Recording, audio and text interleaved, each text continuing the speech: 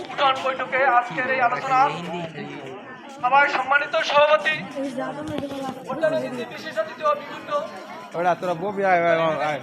আসা নেতৃবৃন্দ সবাইকে আমার সালাম গ্রহণ করবেন। আসসালামু আলাইকুম। সংগ্রামী ও সাহায্য ভাই ও বোনেরা, আগামী 12 তারিখ রোজ বৃহস্পতিবার আমাদের জাতীয় সংসদ নির্বাচন। সংসদ নির্বাচনে আমাদের ধানের শীষের মনোনীত প্রার্থী জনাব মোল্লাকে আমাদের দলের বিএনপি চেয়ারম্যান জনাব তারেক রহমান তাকে নেতৃত্ব দিয়েছে। তাকে আমরা সবাই ঐক্যবদ্ধভাবে ভোট দেব। ভোট দেওয়ার কারণ হলো নজরুল ইসলাম মোল্লার বাড়ি হলো বরগুনা জেলায়, আর আমাদের নেতা হলেন জনাব ফকির।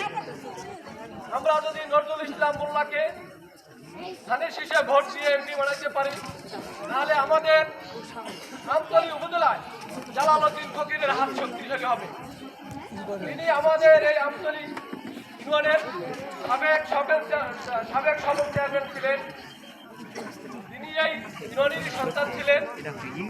তার চিন্তা ভাবনা আগামীতে আমাদের জাতীয় দল বিএনপি ইনশাআল্লাহ ক্ষমতা আসবে, সেটা নিশ্চিত থাকেন। আমাদের বিরোধী দলীয় প্রার্থী আমাদের ইসলাম ঐক্যজোটের হাত পাকা, আমরা তাদের বিরোধী জানা।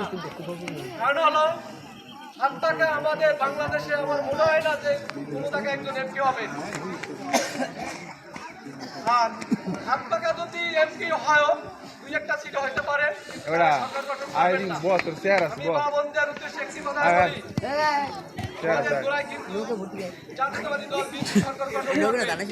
আর আমরা যদি এই আন্দোলনে ভোট ধানের শীষে দিতে পারি, ইনশাআল্লাহ দালাল ভাইয়ের কাছে আমরা দাবি করতে পারবো। দালাল ভাইয়ের কাছে এর আগে আমরা কিন্তু দাবি করছি, আমাদের এই ভোটার থেকে সলেমান হালাদার বাড়ি পর্যন্ত এই রাস্তা বর্তমানে স্কিম দিয়ে গেছে। এটা চেয়ারম্যান থাকাকালীন তিনি মাটি দিয়ে গেছে। আর বর্তমানে তার কাছে কয়েকবার বলছি, সে বলছে রাস্তা ইনশাআল্লাহ হবে।